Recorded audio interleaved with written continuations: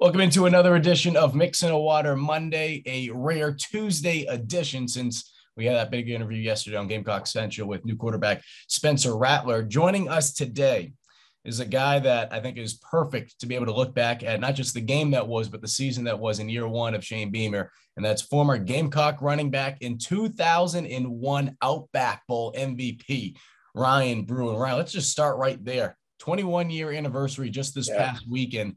Does it seem like it's been 21 years, or does it just seem like it was yesterday?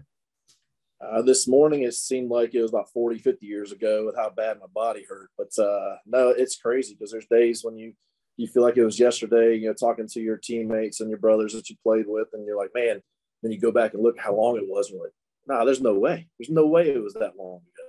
But it's just time flies, man. Time's a thief, and it always wins. And as you know, you went through a transitional period when Lou Holtz came in here. Things weren't always sunshine and rainbows. And, not saying it's the exact same by any means, but the point being is you understand how difficult it is to be able to turn a program around and head in the right direction. Seeing what Shane was able to do in year one, very impressive. But to be able to get to that bowl game this past week, in which I know you were there, what is that like, you think, to be able to turn that around, whether you're a senior, whether you're someone that was on some of these teams the last couple of years, and you're able to get that bowl victory like they did this past week? Yeah, and year one is huge, but it's you're right. It is very similar to how Shane came in here, just the culture change, trying to change the dynamic of what the players are thinking, what's going through their heads, and how they should respond to each other. And they're just preaching love, love, love, which sounds weird, for a lot of grown men to be doing that, but that's what's going on. And they're building on it, and just being able to, it's been a roller coaster year, man. There's the lows were low, the highs were high, but to end it like they did with a victory, just to be able to keep building, stacking on, win after win of just not even in the games itself, but in life, and how they're going to be able to recruit on top of this, and how, you see what Coach Beamer's doing on the Twitter and how the fans are loving them. And it's just a snowball effect from here on. And just, you're hoping that everyone keeps buying in. The players seem to be buying in. Fans, they're buying in, some here, some there, but you can tell it's starting to snowball. Okay, I really understand what's going on now. And when everyone comes together, this place can be magical. You mentioned the word buy-in, and I think this is a perfect transition into talking about DeCarrion Joyner. I mean, a guy that throughout his entire career, I mean, it seems like he's done pretty much everything. He's probably sold peanuts in the stands, for crying out loud, and lemonade. For him to come in there and to do what he did, I mean, 9 for 9, over 160 yards passing, 64 yards rushing. I mean, to be able to step up in a moment like that, what can that do for some of the younger guys when they see a guy be able to stick it out the way that he did, and then when his number was called, to be able to deliver the way he did? And not even that, you was just in the time we were in where it's like, hey, look at me. I'm not playing. I'm not starting. I'm going to go somewhere else. And this guy has just been there, been the true team player, the true, a brother for everyone in there. And just, I got chills just when you say his name. That's how I feel about it. Just it comes through because, like, man, this guy's just sticking it out, doing what he needs. And the fact that he played quarterback and did as well as he did, not having any of the reps he had in the season itself, and just having that month to prepare, it just meant the world for him to go out there and shine like that. Now, did it help having Jaheim Bell, that's one of the best athletes on the field, go nuts out there, and out there with what Kevin Harris did running the ball was unbelievable. But it should never be lost. That game was won by that O-line. Yeah, I don't know. You watch the trenches. Guys like Eric Douglas had a ball game. And they blocked. And that's, go back to, was that the prep? Was it, we're trying to prove a point? Was it because DK's in the backfield running, quarterback, like, hey, let's provide for him. Let's make sure everything's going great out there. The play calling was better. Everything was going on. It just seemed to just hit in stride. And it all started again with the trenches. But again, DK just, man, hats off to him. The effort he put out there, and then just the interviews afterwards, Man, I'm crying when he's doing it. It's just like, God, you feel every bit of passion that came through that kid. And I just hope he just keeps it on it. And that's something that will, hopefully, instill into other players, around him as well. Yeah, I mentioned Eric Douglas, who came out just last week, said he will come back for one of his, will seem like an 8th year, 9th year. I mean, he was an intern for me over at Watch Fox back in the day. That's probably the biggest intern we've ever had, but tremendous job. Corey Helms, the former Gamecock offensive lineman, he pointed that out the next day about just the tremendous job the offensive line did. I mean, and that's the thing too, not trying to take anything away from DeCarrion. I think Wes Mitchell said this on GC Live the other day. If you look at the offense, I mean, there's multiple guys that easily could have been MVP in that game. And that's what you want. That's what you need. It's been a long time since you saw that. I mean, the way Harris ran the football, the way the offensive line was able to open up holes, the play calling by Marcus Satterfield to go to the air early, never mind the fact of putting DeCarrion in. I mean, it really allowed multiple things to happen. And, you know, we've seen the talent at that running back position, Rye. There's a guy in particular that wears a number that you used to wear, Juju McDowell. Another phenomenal performance from him. I mean, Kevin played outstanding, but we all know that Kevin, after the game, declared for the NFL draft. When you look at Juju, knowing that he's going to be back next season, hopefully Marshawn will be healthy and he'll be back in the mix as well. What do you see from that guy? Because he's not the biggest guy in the world, but he just has so much speed and quickness. He has a speed, quickness, his efforts relentless. He's special, but he's a guy that has to have an initial surge and push. And it's really predicated on that O-line, unless he can get outside, because he's got that speed to do that. But running between the tackles, if that O-line's off, it's tough for him to do that. Hopefully Marshawn will be back. Man, when Jaheim Bell had that first carry at running back, it's like, that's something special. You know, that's a big old running back right there. That, you know, if I'm playing, you know, safety or corner and he's coming at me, I'm going to have to, you know, dive low and just close my eyes and pray, because he's one of those, you know. But Juju's special. He's a little scat back. I think he's got a lot of upside potential, and he's going to get, you know, stronger out there. But he can't do anything about his height and all that. But he's just going to plays hard. He plays with a lot of heart. So that's fun to watch. So I look forward to what they're going to do. You really hope that Lloyd's healthy. You got to have a 1-2 punch there. And Kevin Harris, hat off to him. You know, hope nothing but the best for that guy. He ran hard. He ran with so much effort in that game. But again, when you get to push and go, it was fun to watch these guys. I don't know if you had a chance to be able to listen to Shane Beamer after the game, but even mentioned throughout the week some of the comments that Marcus Satterfield said publicly, which was, you know, when he talked with Spencer Rattler, hey, you know, the rest of the world thinks we stink, or something along the lines of that.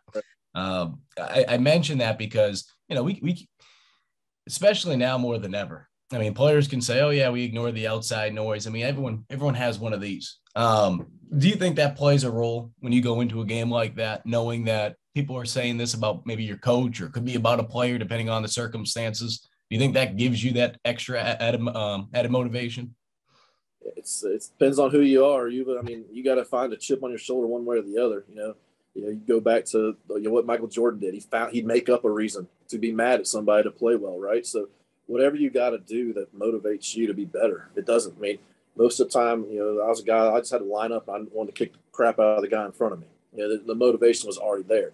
But if you had something that, something extra, playing Ohio State because they didn't recruit me, yeah, it gave me a heck of a lot more motivation. It made, for some reason, energy level went up even higher, so it's different. So whatever you got to do to find that edge, to find that chip, I'm all for it. It's just make sure that everyone's on the same page when you're saying things that, you're not saying they think we suck, and now he's going, wait, what? Someone thinks, you got to just make sure you're all on the same page here. But I'd really like whatever you got to push forward, because right now we know that offense needs to be better. And they proved in the bowl game, hey, we got some talent, and we've had some heck of a play calls in that bowl game now. Can it carry on to next season? Now, it's been quite some time, but we talk about Outback Bowls, and you know a thing or two about that. The last time South Carolina won a bowl game was when they won that Outback Bowl. Hayden Hurst, I was on that team. Jake Bentley was the MVP that game versus Michigan. I mention all that because what can you do really anything, or how can you parlay this into some type of momentum going into the offseason? We know they feel good right now. Does it, number one, does it really make that much of a difference in terms of that momentum? And if it does, how do you keep that going into the spring game, going into next season as well? Yeah, it does a lot. Just the confidence alone going in and knowing the youth you have on the team, but we still strive. That's not where we want to end up. We don't want to, we don't want to play in that bowl. We want to go to the next level. So what do we have to do to get better? So you have the guys now that are coming back, and like with Roger coming back, guys are going to work their tail off. They're going to keep pushing guys and pushing. And you said with Douglas coming back, just, hey, I'm not done yet. That was great, but that's not where we want to be. But the momentum has gone in our favor because it's the last game that happened. So the last thing you did was a W. But now, how do we stack on top of that? How do we get better? So right now is the off season. Right now, this is where they get better. So this is where the team. This is one of the biggest things I thought Beamer did right off the bat. These guys are together. They're together playing basketball. They're together doing things. Not just they weren't isolated by position or whatever. Everyone is together, and so they're pushing each other. They're getting that weight room of pushing each other. So with Coach Day, he's doing tremendous things in there. So now is where you start building. I really think with that win and then having that feeling of, man, that was great. And what Gamecock Nation did, I don't know, hanging around, I was on that front row and looking back, and I was like, this is awesome. This is a great feeling. I can't, those guys out there right now have that joy of looking and seeing all the fans that just cheered them on and did a tremendous job, both as a fan. Hey, let's be honest, we kicked the crap out of North Carolina with the band, with the cheerleaders, with the fans, and even on football games. So that was the whole, everything that happened there is just a building block onto the future. And we talk about the players, and they definitely deserve a lot of credit, but this coaching staff has done an outstanding job. I know you have a tremendous relationship with Eric Kimry.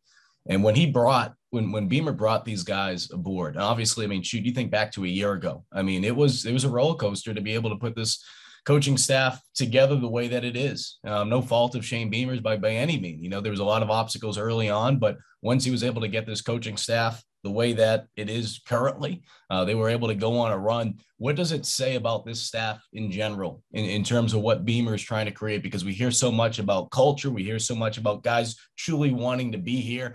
You can say that really anywhere, but it seems like they really do want to be here. And we saw that this season, and to be able to help turn this ship around the way they did in year one, you got to give them a lot of credit. Right. Now, I think the biggest thing is, you said everyone has the phone, everybody look at Twitter, everybody does that. They're all preaching the same thing, and they're all saying how, and it's not fake. It's real, how much they love it to be here, how much they love Coach Beamer. You don't see other coaching staff saying, man, I really love my head coach. I really love, that's just something, and they're really, saying this and putting it out there where, they're all on the same page. Defensive guys, offensive guys are all on the same page. And, defense, normally offensive guys like me, they don't get a lot of credit. But Coach White, what he's done with the defensive guys there has been phenomenal, because you can talk about an isolated group of guys that now have all come together. And if you watch the sideline at a game and watch the coaches, watch the players and how they all, there's no one separate. They're all fighting for each other out there, and that's how you start building. And that's what I think college football should be, is trying to get away from. But that's what college football should be, and I think we're going to be the template for everybody else from now on. Where does Shane Beamer take this thing next year? There's so much buzz right now. I got here in 2016. I got here right at the start of the Will Muschamp era. There was buzz going into that following season outside of that Outback Bowl, but it's nothing like it is now. So, I know it's been quite some time since there's been this much excitement, this much buzz. As an alum, number one, what does that mean to you to be able to see that excitement back? And number two, if you're a former Gamecock, I know you guys do a tremendous job with the alumni. What can they do to be able to help keep this thing going forward? Right. It's the buzz is there. Of course, when you get a W, it's a big deal. Now you talk about, what does this do? And if we lost the bowl game, I probably wouldn't be talking to you right now. I wouldn't be mixing the water, and I'd just be drowning everything, So it's just that's what happens when you get these W's on games you're not supposed to win, and you come out and just dominate. It's like, now what do we do? And you have to keep growing. And you see the videos of the players in the locker rooms and saying how, I've never said I love you to this many people before, and that's the players. Heck, it's happened. I got group threads with former players. We tell each other we love them all the time. It's crazy how it's all this and winning and bringing a different cultures is we're all together. It's all as one. And no matter, 21 years ago I played, 5 years ago, and I hang out with guys that played in the 60s and 70s, and we're all the same. We all say the same thing. We all hang out, and we all a big group of guys, of football players and other sports too. And just, as long as we stay together, and the more and more guys come through this, let's just keep building that culture and making it stronger and stronger. And that's what's going to happen.